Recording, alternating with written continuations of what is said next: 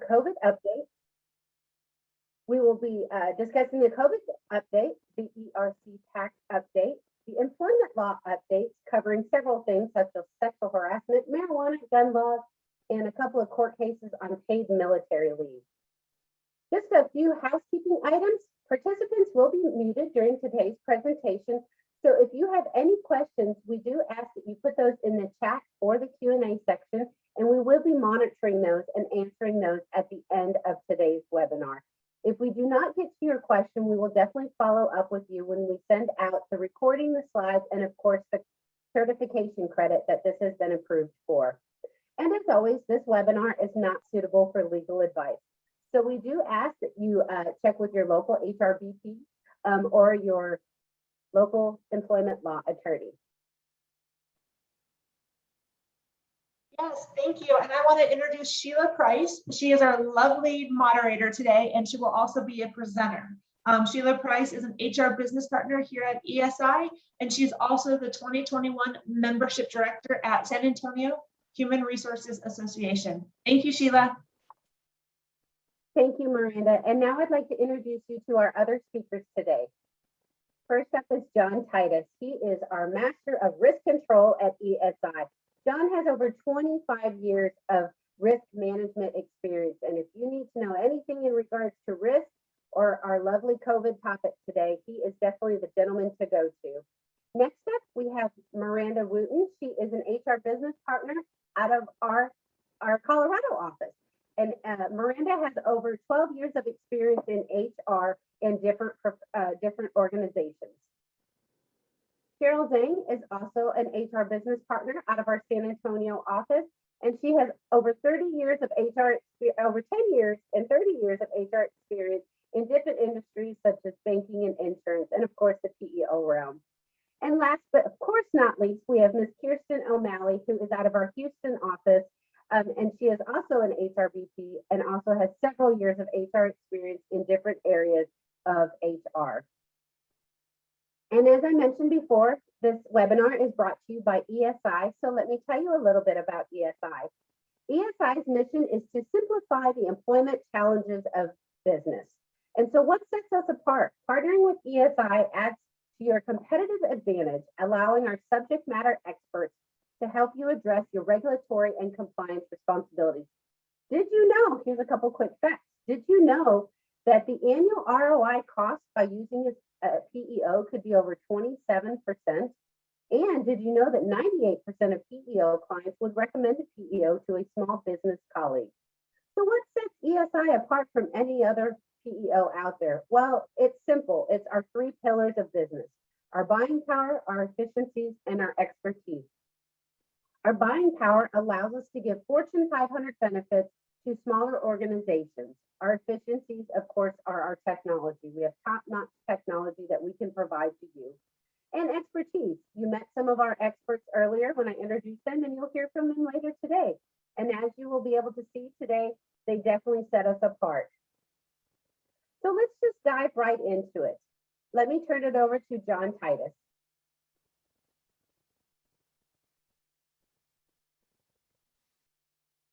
Thank you, Sheila. Hopefully everybody can hear me.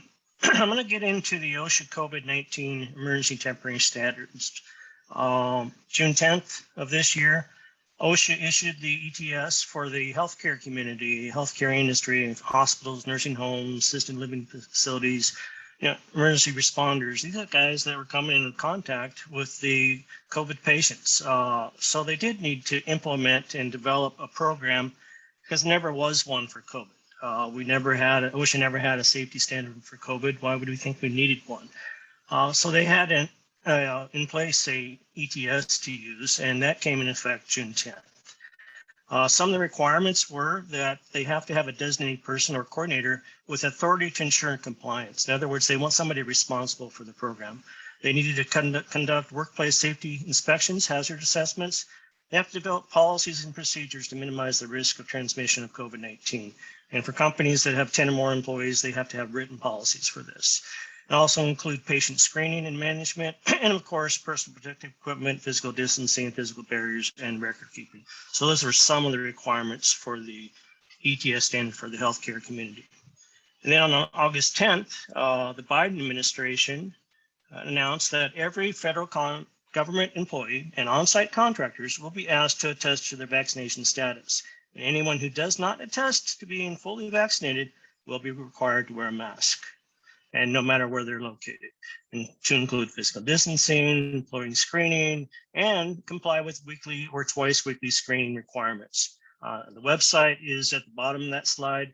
This is a big program for the federal workers. It's kind of like they created a master safety plan or policy. They don't have to have an OSHA standard. That can all be done within the federal government's requirements. Some of the details of this plan was, one, the contractors and federal government employees have to show proof of COVID-19 vaccination by December 8th. They have to have a coordinator, someone in charge of the program at their establishment. They're supposed to be wearing face masks and using physical distancing. And they have to have a contact tracing method.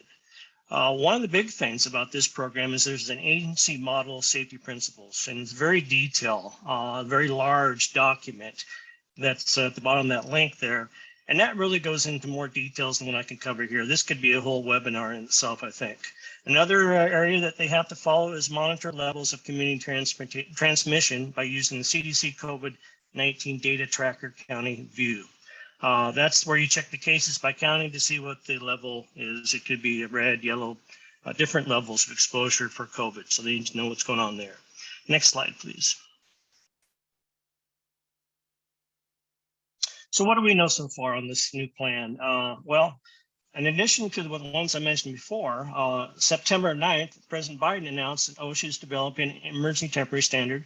But this time it's for all industries, not just the healthcare community, and any employer that has 100 employees. So if you have 100 employees and you're not following the rules of this plan, this ETS, there may be some problems. So what he's saying is 100 employees to ensure that workforce is fully vaccinated or test negative of COVID-19 every week before coming to work. So they're making it mandatory.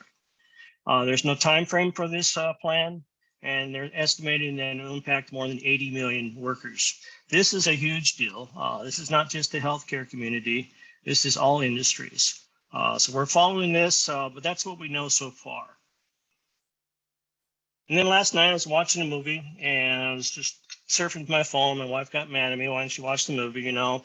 And up pops this news story on the Biden vax mandate to enforce by fining companies $70,000 to $700,000. That is huge. What they've done is buried this into the House Democrats' mega bill. You can look at it at page 168 if you want to really check it out, I suppose.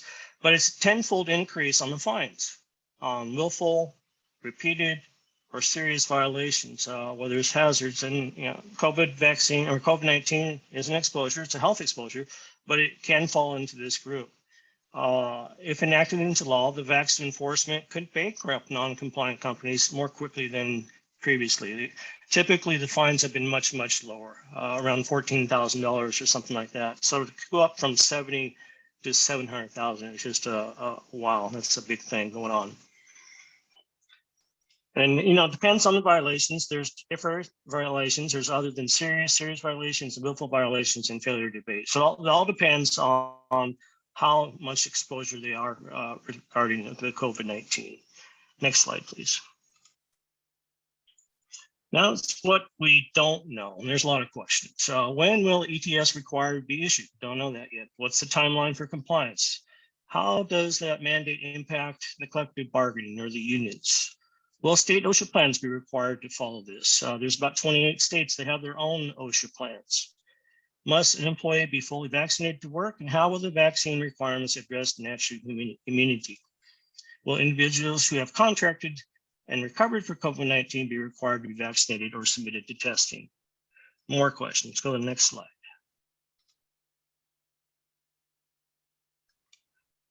Does the government have plans to centralize vaccination tracking, or is it an employer's responsibility to do this? What is considered suitable documentation for a negative test result? Is the company employee responsible for securing and paying testing if the employer chooses not to vaccinate? And what about PTO? And lastly, the litigations have already started. You're going to see injunctions from various states, And this could go all the way to the Supreme Court. So who knows? But that's what we know so far, and that's what we don't know. Let's go next slide. A little bit more on the OSHA Emergency Temporary Standard and its history. It's used to enact new requirements and accelerate new rules.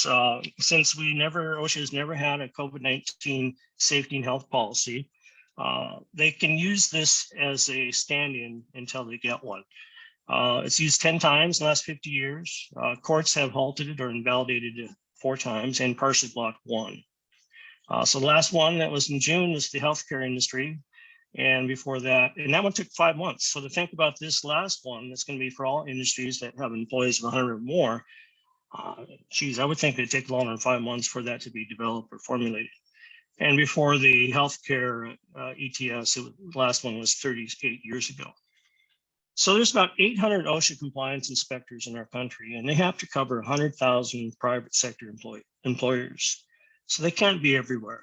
I'm telling you that they're going to be at your front door tomorrow. We got this new plan, you'll be able to be ready. I don't think it quite works that simply, that well. 2/3 employers cited by OSHA on the COVID-19 safety violations have not paid their fines, and more than half have appealed the citations. And I'll tell you a little bit about OSHA and their workload. I have a friend that works at OSHA, and she's saying it's just crazy. They didn't hire 4 people. 4 people are supposed to be filled for slots. And the 3 people they did hire are not OSHA qualified. They're not OSHA qualified to do inspections. So she is saying it's just way too busy, let alone keeping up on their targeted industries inspections, doing the employee OSHA complaints, and doing their accident investigations. And now you add this to it. It's just almost overwhelming for her particular OSHA office. So that being said, there's Murphy's Law, and then you could have an OSHA inspector at your front door at any time. So the best thing is to be in compliant and to the best of your abilities. Next slide. This last slide is from the White House, Path Out of the Pandemic, and it's pretty good information. It's not just work related. It talks about vaccinations, keeping the schools open, and protecting the economy from recovery. I think that's it on my slides, and I'm going to pass it over to Miranda. Thank you, John. So yes, I'm just going to continue with some more COVID-19 updates. John provided some great information for everybody out there that falls under that new Biden administration mandate. But what about everyone else? What about if you fall under 100 employees, and what works for your organization as you're deciding, what to do regarding to vaccinate or not to vaccinate? So I wanted to put this in there on August 23rd that the FDA did approve the Pfizer vaccine. And I think with that does bring a sense of peace of mind for employees, and that may have employers be more inclined to consider mandating the vaccine. I put together some things that you should consider if you're thinking about mandating. And I look at it kind of in 2 different approaches. You could do a hard approach or a soft approach. And by the hard approach, it's everyone needs to be vaccinated. You're not going to allow testing. It's just everyone needs to be vaccinated. And then on the soft approach, it's more of the hybrid of vaccination or the weekly, bi-weekly testing. So whatever you decide, there's going to be some challenges you're going to face. And the first one, as well as this kind of goes into play with the Biden mandate as well, is there's going to be an increase in reasonable accommodation requests. You need to prepare your organization, make sure you have the proper procedures in place to handle an influx of reasonable for medical and religious accommodation requests. Another thing is who's going to pay for the testing. There are many state and federal laws that prohibit what you can actually pass down to the employee. And especially if you're a multi-state employer, you need to make sure that you're aware of each law for each state so that you're kind of in compliance. Another thing is the time compensable when employees are getting or waiting for the test results. And I think this is kind of the same thing under the mandate as well. I think that's the $1 million question is who's going to pay for the time. Another thing to think of is if you're going with the soft approach and you're testing people, there's going to be an influx of positive cases. Depending on your industry, people if it's a restaurant or technicians or something, there's a possible influx, which means there's a possible staff shortages. So you may get a call on Monday that 10 people tested positive and they can't come into the office. So how is your business going to be able to handle that type of staff shortages? So that's just something else you need to consider when deciding what's best for your organization. And then another side is, what are you going to do if the employee refuses? And again, if it's termination, then that again is going to cause staff shortages. So just many things to kind of think about. And then finally, record keeping. Whether you're just going to get attestations or you want the test results, you need to make sure that you're keeping the proper records, keeping it, in the proper area on the personnel files, and who's going to be maintaining those records. Obviously, with anything, only a certain number of people should know the information. So you need to make sure you have only a certain number of people touching those records and where you're going to store those. And if people are getting tested weekly or bi-weekly, that's going to be a huge amount of paperwork to manage. So these are just things to consider if you're trying to think about mandating the vaccine. And the next slide. I did want to talk about, I had mentioned the reasonable accommodations, and this is going to come into play if you fall under the mandate or if you choose to mandate as an employer. So back in May 28th, the EEOC issued guidance on reasonable accommodations. So that's would either be because of a disability, medical reason, or a sincerely held religious belief. And then accommodation would need to be looked into unless it poses an undue hardship on the operation or it poses a direct threat to employees. So the EEOC did release some examples that could help employers as they're looking into these accommodation requests. So an example of accommodation could be to wear a face mask, work at a social distance from other coworkers or non-employees, work a modified shift, get periodic COVID tests, be given the opportunity to telework, and then you could also, they could also accept a reassignment of job duties. Next slide. And then I just wanted to briefly touch on what the EEOC's guidance is on teleworking as accommodation.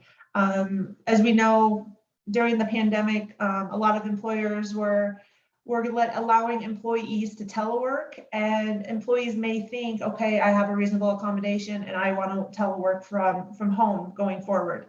That could be a reasonable accommodation, but it doesn't necessarily mean because you gave them the teleworking during the height of the pandemic is that you automatically have to grant them telework. Because a lot of times essential job duties were taken away from employees so that they could telework. So if their essential job duty requires them to be in the office, you don't necessarily need to automatically grant them telework. So just something to think about, that the EEOC did provide some guidance for employers as we're working through these reasonable accommodation requests. Next slide, please. And I wanted to put this slide in here. This is for everyone else. Maybe you're not wanting to mandate, but maybe you are wanting to keep your workforce safe and you're wanting to increase vaccination rates. So here are some tips on how to help increase. And I think the number one is just encouragement, as well as providing them specific factual information. The CDC has a lot of great information out there, as well as state-specific websites just have a lot of resources about the vaccine that you can present to employees so that they can make an educated decision based off of their thoughts and their lifestyle. So, and also have somebody from the medical community come in and help with the Q&A and help answer questions and give some peace of mind to employees. You can offer incentives. So you can offer, but the biggest thing is those incentives cannot be considered coercive in the amount. So it has to keep it below that amount. Can you go back or up a slide? Perfect, sorry. And then if you are going to offer incentives to employees to get vaccinated, what will you do with the employees who you granted accommodations for? So that's just something to think of. Will you also give them the incentives because they're unable to get the vaccine? So those are just different things to think of. And then again, just looking at your safety, what's your safety procedures that you have in place? This is something that maybe you want to relook at and see if you can do anything better to keep the workforce safe. So renewed masking requirements. I know there for a while we kind of went away from masking. Maybe you need to, implement masking requirements again. Social distancing rules. I know people have kind of gotten lax as the time has gone on. Maybe we just need to reevaluate the safety procedures that we have in place and see what we can do to keep everyone safe. Next slide, please. And I wanted to put this in there. This was released from the CDC. This is the latest guidance from the CDC on mask updates. So this was released August 13th of this year. And it's stating that if you're not fully vaccinated and over the age of 2, you should be wearing a mask in indoor places. Also, as well as people who have been fully vaccinated and you have a weakened immune system, you should be wearing masks.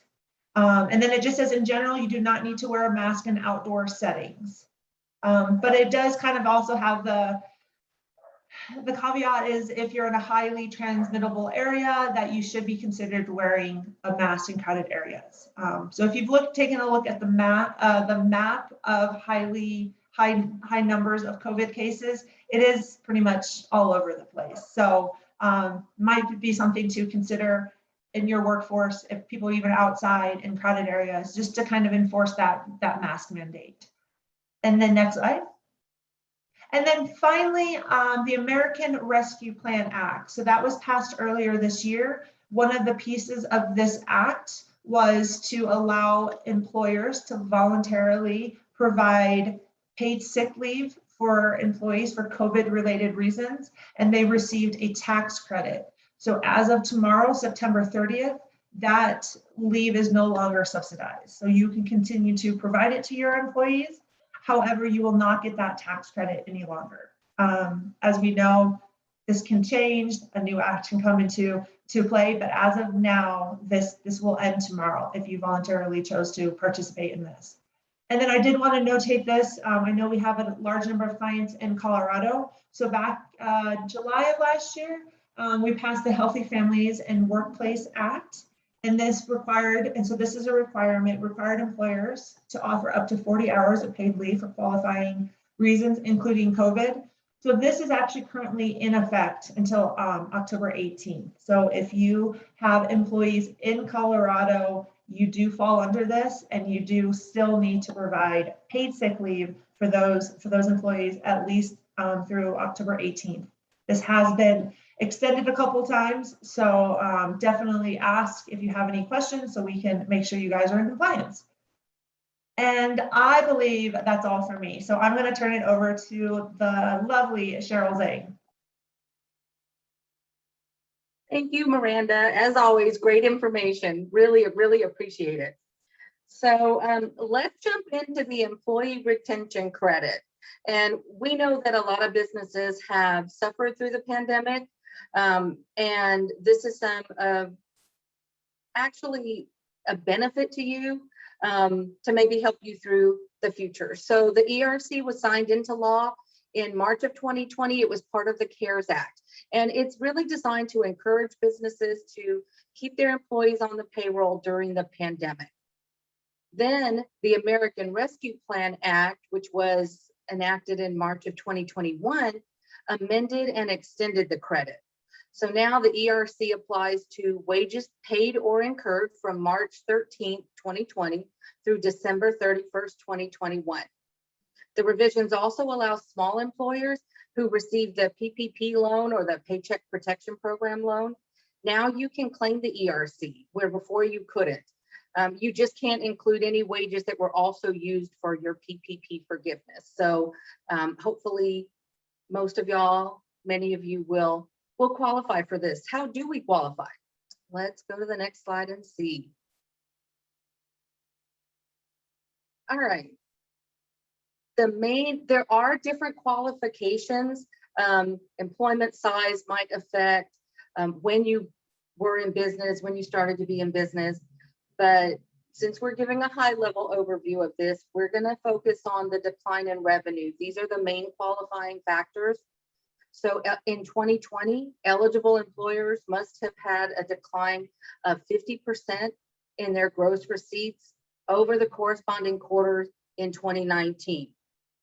Then in 2021, same criteria, eligible employers have a decline of 20% though in gross receipts, but still over the corresponding quarter in 2019. So you're comparing this year to 2019, 2020 to 2019. A couple of exceptions. In 2021, employers that did not exist in 2019, you can use the corresponding quarter in 2020 to measure your decline in gross receipts. And then also, if you are an employer who had a full or partial shutdown, and this is, for example, a government imposed shutdown due to COVID, and you still paid out wages, even if you don't meet the percentage requirements in the first two qualifications, you may still qualify due to that shutdown. So just something to explore and something for you to know. So what are these credits? In 2021, the refundable credit amount is 70% of qualified wages per employee, up to a maximum of $7,000 per employee per quarter. In 2020, the same thing, but 50% of the qualified wages up to a maximum of $5,000 per employee for the entire year.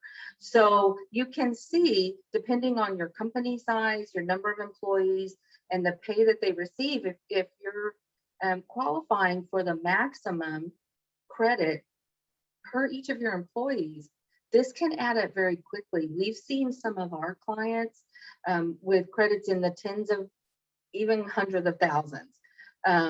So again, something that you really want to consider and explore with a tax professional or someone who can help you do the calculations. Now, of course, what wages are included? Some are not eligible. For example, other federal tax credit programs, such as the emergency paid sick leave and emergency FMLA. We saw that come out in 2020 to help employers with their COVID kind of shutdowns or people who couldn't be there. This was the one where if an employee had COVID and had to quarantine or was caring for a family member, maybe their kids couldn't go to daycare or school and they had to take care of their kids, this was rolled out as up to 2 weeks of paid sick or emergency leave for each employee. And if you took advantage of that credit, then those wages can't be applied to the ERC because you already got a tax credit on those.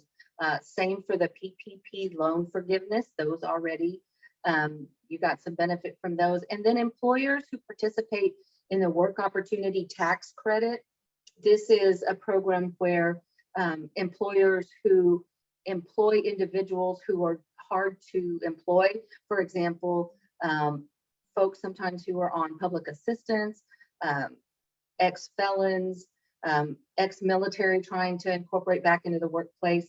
So if you're participating in that program and you received a tax credit for some of those employees, then those wages won't qualify. And also one that's a little different, any person who's an owner, a 50% owner of a business, their wages don't qualify, and any of their family members of an owner, their wages aren't going to qualify. But that still leaves, for most scenarios, quite a big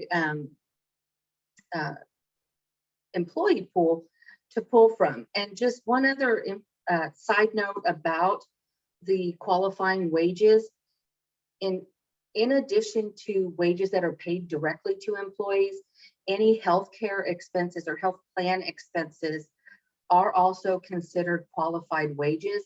And that's even if no other wages were paid to that employee. So for example, if you did have a shutdown, but you kept the insurance plans going for your employees and contributed to that, those wages may be qualifying also. So a lot of nuances here. All right, how to claim the ERC credit.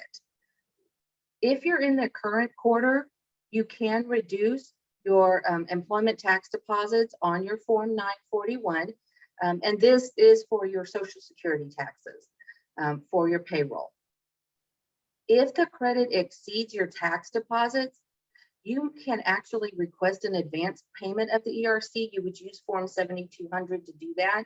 And what that means is, because it's called, and you saw in the beginning, a refundable tax credit, again, even if the taxes that you owe are less than the credit, then you're going to actually get that back from the IRS. They're going to pay that to you. It doesn't just go up to the amount of your taxes. So that's an extra benefit too. So that's how you would handle a current quarter. In the prior quarters, again, because this goes back to March of 2020, right? You would file Form 941X, and that will amend the previous 941 that you filed. In addition, we recommend that in order to claim this credit, that you do engage a tax professional. So if you've got a CPA, a trusted tax professional advisor, they can do this for you. I would caution that it is new. There's a lot of nuances and caveats to how you qualify and how you actually calculate the credit, as we've kind of shown you, right? So make sure that you're engaging somebody who's familiar with it, can do that research for you. And if you've got a CPA, for example, who's already working with other employers, I'm sure they would know what's going on there. When it comes to our ESI clients, one interesting point is, because when you work with a PEO like us, we file the client or your employer taxes under ESI's tax ID number. So therefore, we are going to be the ones, ESI, who would have to file those amendments for you, file for the current quarters, okay? So we are engaging, and we are doing that for our employers. And in order to get those calculations right, we have partnered with HireTech. HireTech is a leading tax and technology partner in the industry, and we've done a lot of research. And if you're interested and need someone to do these calculations for you, or just want someone, any of our clients can partner with HireTech through us. And what HireTech's going to do, they're going to evaluate to see if you qualify, calculate the credits. They're going to give you all the backup documentation that you need. And also, at last resort, if you are audited, they're going to provide no cost audit defense for you. So they're a really good option as well. And we're hoping that we're able to work with our clients, and especially small businesses who may not have these resources all the time, help you take advantage of this. So finally, just to wrap up, I wanted to include these in the slides. Here are some links for some information straight to the IRS website, which is going to have other links in it. ESI has put together some FAQs. That's very helpful if you want to engage us.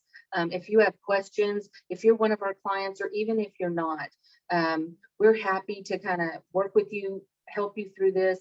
And like I said, especially our clients, let us know that you want to engage with this and how you're choosing to do it, whether you want to go through your CPA or HireTech. Just because we have so many clients and we're trying to keep our organize the number of amendments that we have to do for the prior quarters, we have set up some internal deadlines to help with that. So one of them coming up is October 15th for any prior quarter amendments. So as soon as we get those emails from you, we'll start working with you guys. Feel free to call us or email anytime, and we hope this information is helpful for you. I'm going to turn it over to Kirsten. She's going to give you some other employment law updates. Thank you, Cheryl. So let's talk for a few moments about some of the employment law updates that are current. I first would like to talk about, thank you, Sheila, some changes that have been made to the sexual harassment liability laws in Texas. There were 4 amendments to the Texas Commission on Human Rights Act, and those amendments are effective September 1st of 2021. It's important to keep in mind with these amendments that they apply to any harassment claims or harassment issues that occur after September 1st of 2021 only. So if as an employer you have claims of harassment that occurred prior to that date, these amendments or changes to the law do not apply to those. Next slide, please. So the First Amendment is that sexual harassment is now defined under the law. Now, this does not mean that there's a difference in that definition. It is still a quid pro quo definition. However, within the state of Texas, they have explicitly defined what sexual harassment means. You'll see the 4 points here as far as that definition of sexual harassment, which in a nutshell is that the harassment impacts the person's employment in some way. When you receive the slides, you'll be able to see those exact definitions. Next slide, please. The Second Amendment to the law is about an expansion of who is liable as the employer or defendant. In the past, the law defined an employer as anyone who employed 15 or more people. The change is that it is now any person who employs any number of employees. So if you employ one person, you are defined as an employer under this law and can be named in a harassment claim. The second piece of this is that there is now personal liability, which means that the employer and or any person, and here's the definition, that acts directly in the interest of an employer in relation to an employee can be sued under the law for sexual harassment. That means personal liability.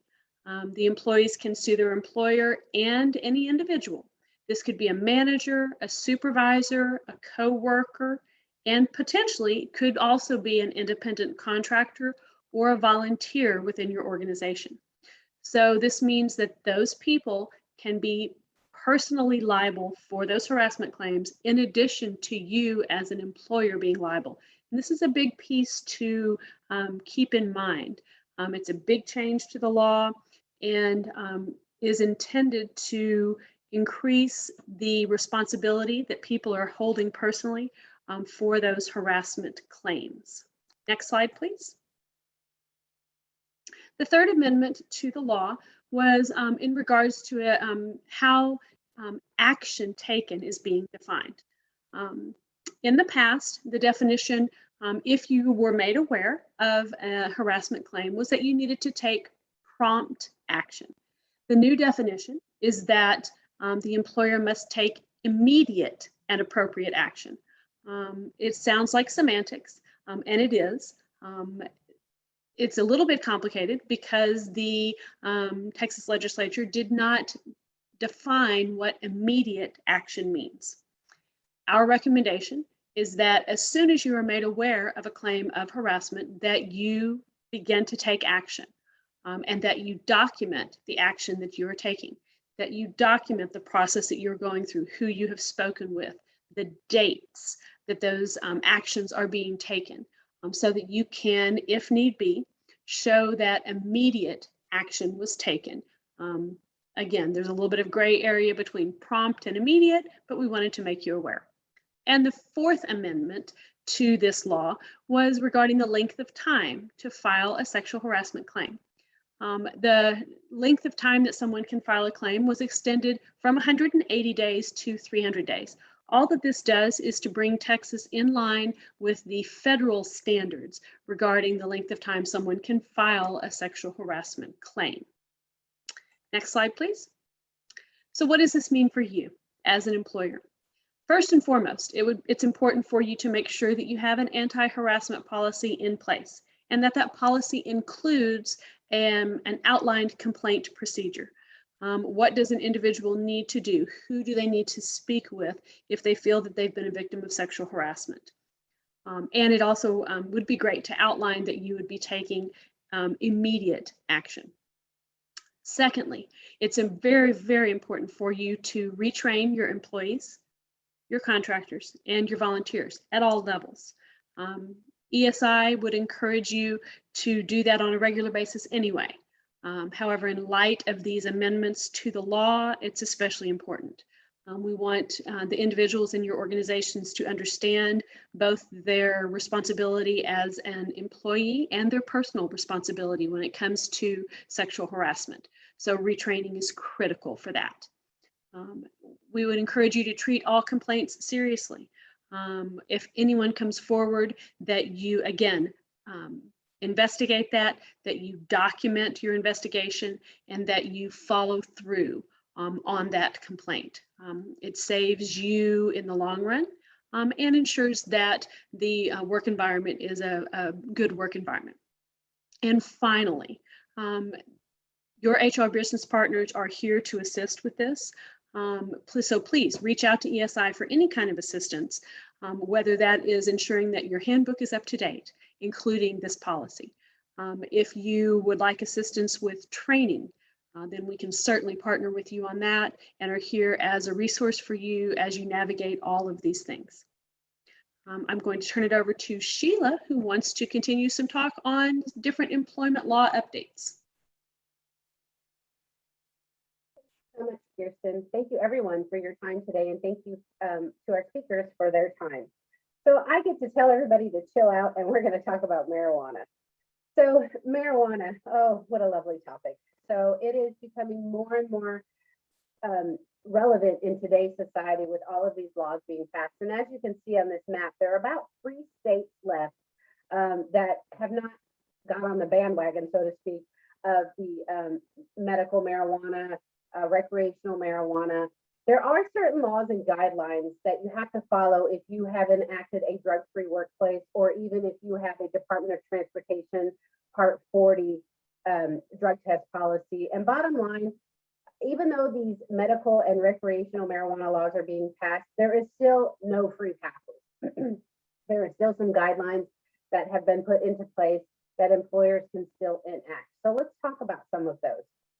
So in case you may not know, ESI is in over 30 different states. So we have chosen those state specifics in where we operate in regards to some different laws that we have. So I'm going to read you some of the medical marijuana laws just so I don't get them inaccurate.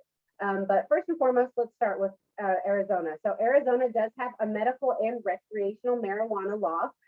They have allowed qualified patients to have a medical marijuana card as long as they are under a doctor's care and have some type of orders from a doctor for medical marijuana. Now, some states have enacted discrimination laws, and Arizona is one of those where employers may not discriminate against registered patients, caregivers, or dispensaries.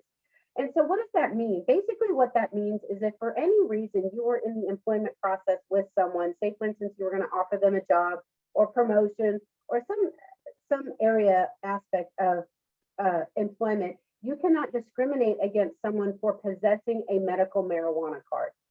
And so it's unlikely that you would probably find out that they have a medical marijuana card, but if for some reason you found out, you cannot discriminate against them. So also in Arizona, there is recreational marijuana. So in November of last year, they are allowing adults 21 years and older to possess, consume, purchase, process, and manufacture less than 1 ounce of marijuana. So different states have different laws as far as the amount of marijuana that is allowed to have. So let's move on to New Jersey. So New Jersey has a Compassionate Use Medical Cannabis Act. So marijuana can be referred to in several different terms. So you have cannabis, you have marijuana, you have THC, and you have CBD. And we'll kind of get into the definitions a little bit later. But just to bring up that as far as the New Jersey law goes, it also allows for patients who have qualifying medical conditions, I'm using air quotes, but qualifying medical conditions are allowed to have a medical marijuana and can use medical marijuana. Now, there is also in the law of New Jersey, it also states that adverse employment actions cannot be taken against someone for possessing a medical marijuana card. There is court case law out there in New Jersey. It's called Wild versus Carriage Funeral Holdings. And that's actually a law, a court where the court affirms that the law may require an employer to accommodate the medical use of marijuana by an employee. So what does that mean? It depends. Of course, as any lawyer would say, it's not as simple as yes or no. It depends on what the accommodation needs to be. The law also requires an employer to offer a job applicant an opportunity to rectify the situation if they test positive for marijuana. Now, this is in New Jersey. So once again, you have to be very careful on the adverse employment actions you are taking against employees when it comes to marijuana and testing.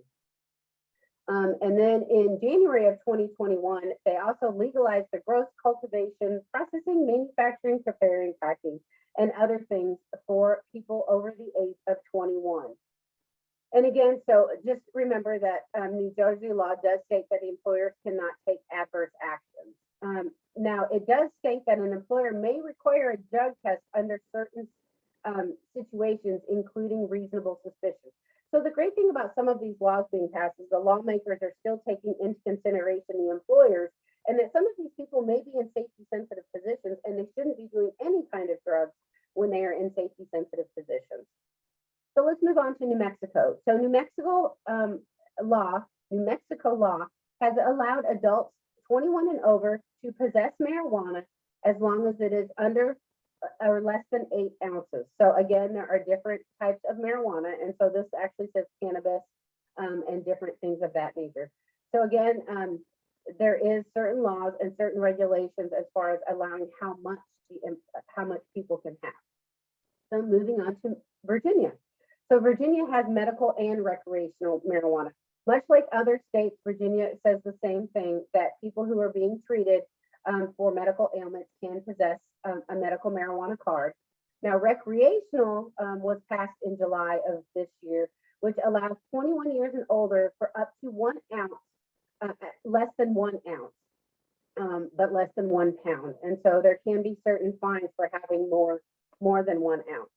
So let's move on to some of the other states. So California, good old California.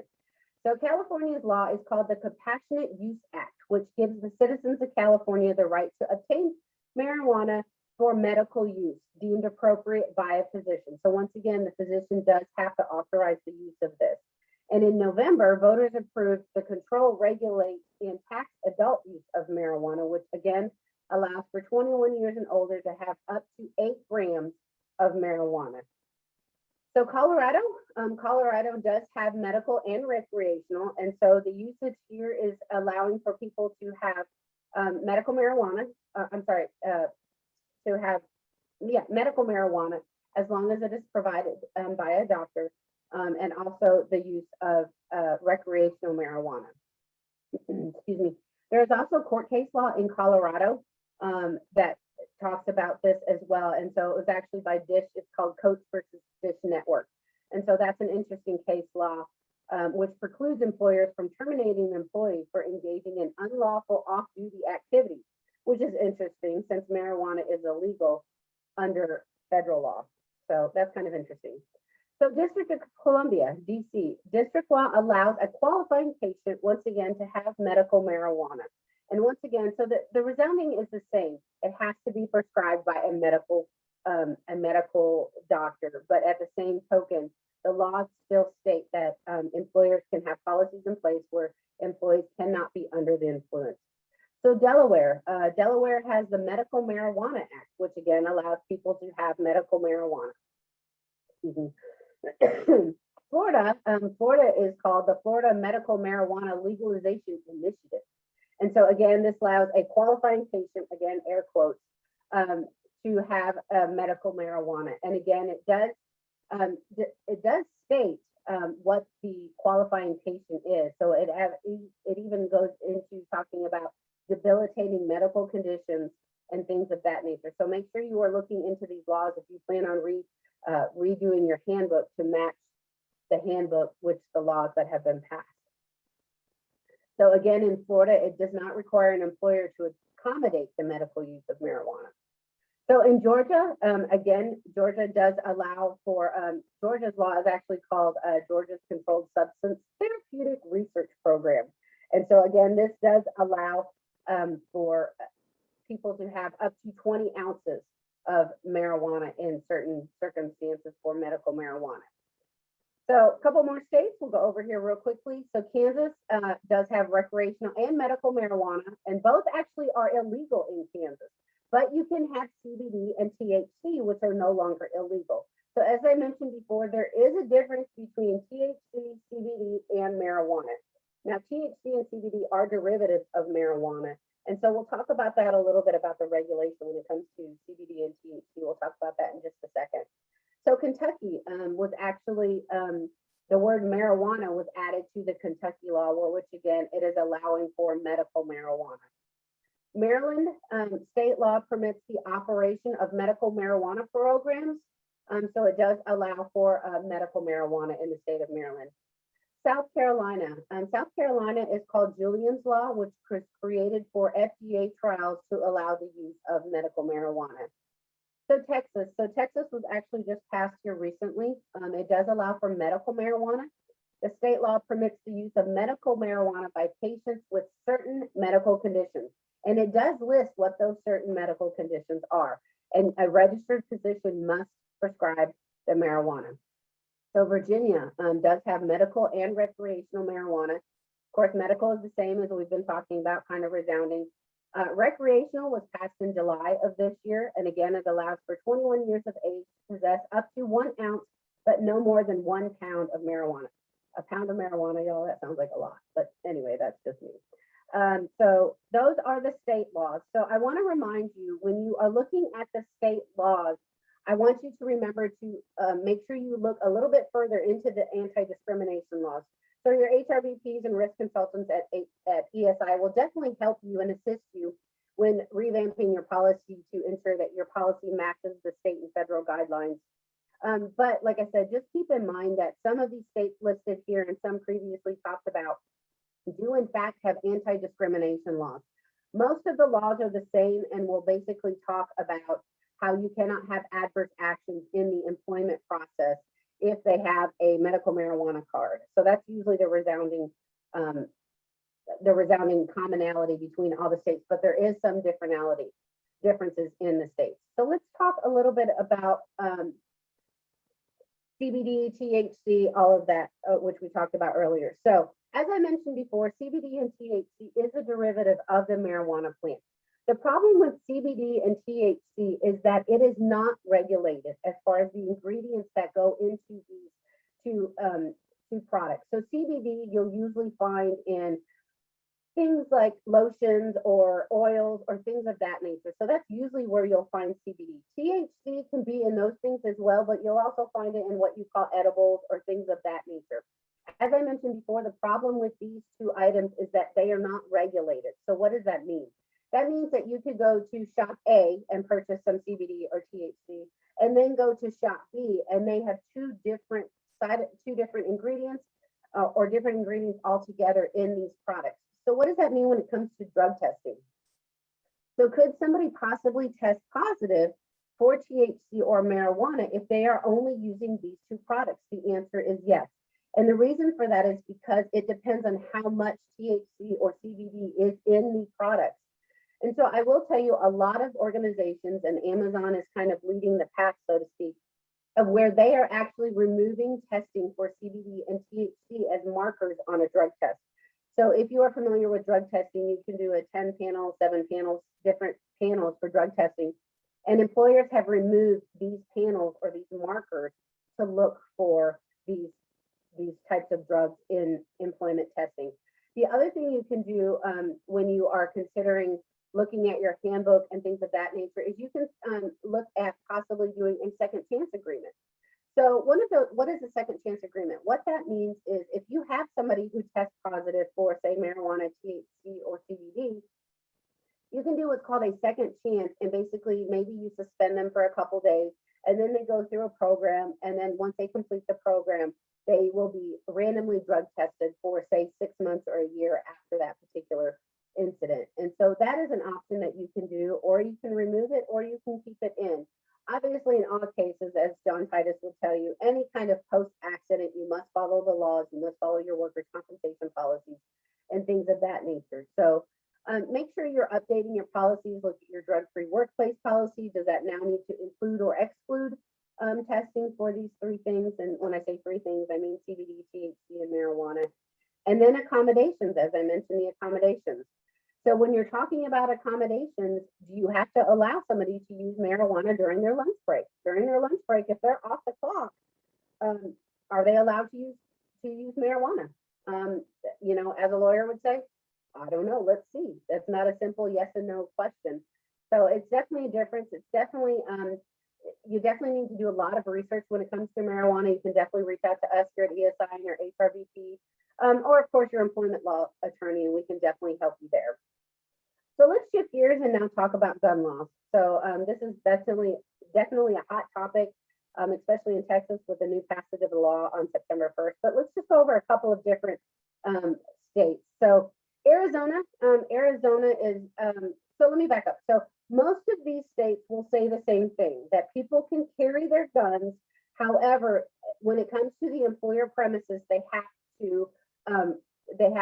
employers can still prohibit the employee from bringing the gun onto the work site. So they need to keep it in their car, locked in their car, in their glove box, or in their trunk. Some states have even gone to say as far as that it has to be in plain sight. So that's kind of interesting as well. So Arizona does allow for people to carry guns, but again, they do state that employers can prohibit employees from carrying them into the work site. California actually does not have a law. However, California's constitutional right to privacy may limit an employer's search of an employee's property. So again, it's not just the gun laws and your policy that relate to the gun laws. It comes to the searching of employees' equipment and personal property. Are you allowed to do that? Are you allowed to search somebody's car that is out in a parking lot or a parking garage? So again, same thing with Colorado. There is no law. However, private employers may restrict or prohibit weapons in the workplace. So DC or District of Columbia, same thing. There is no law. However, employers may prohibit or restrict the use of weapons or carrying them into the workplace. Florida actually has a state law that prohibits public or private employers from prohibiting an employee from possessing any legally owned firearm that is locked inside a private vehicle.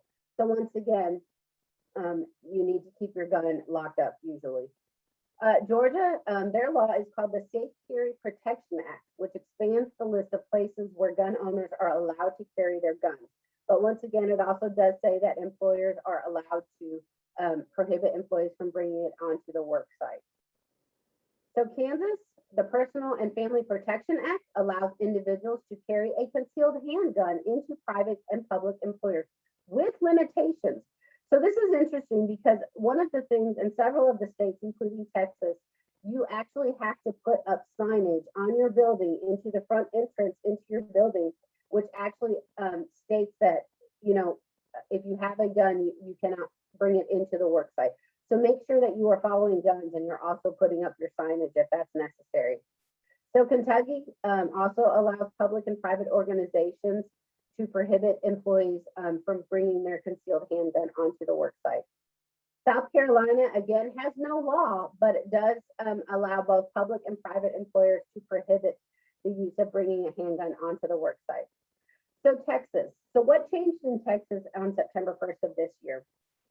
So previously you had to have a license to carry a gun, and now you no longer have to have a permit. So now it's called the permitless carry. So now you no longer have to have a permit to carry a gun in the state of Texas. However, employers can still state that employees cannot bring a gun onto the workplace. So what do you need to consider when it comes to gun laws? So same thing, check your policy handbook, make sure you are posting the signage of what you need. I believe in the state of Texas, it's called 30.6 or 30.06 or 30.07, which needs to be posted in the workplace locations. So make sure your handbook follows in accordance to any of the state laws. That's going to wrap it up for me. I'm going to turn it back over to Miranda, and she's going to talk about some military cases out there. Yes, thank you, Sheila. So I'm just not going to take too much long because I know we're right up at the hour mark. I just wanted to put this slide in here. So there's no laws at this point. There have just been two notable cases, one in the 7th Circuit Court and another one in the 3rd Circuit Court this year regarding paid military leave. And they both pretty much say the same thing.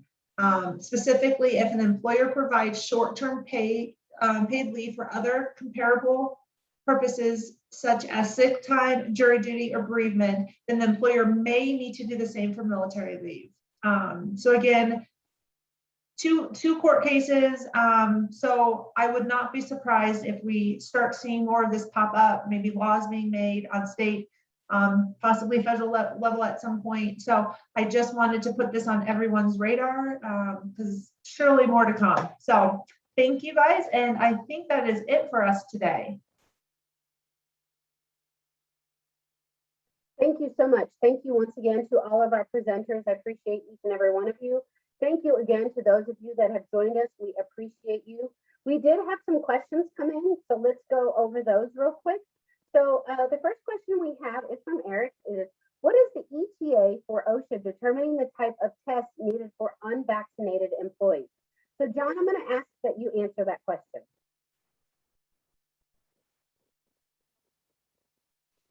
All right.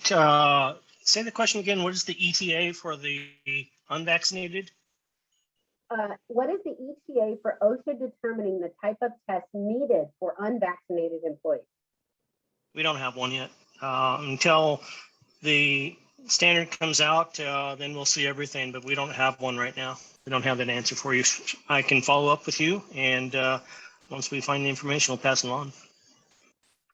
John, is it true that that court cases may or may not uphold the mandate that Biden has given?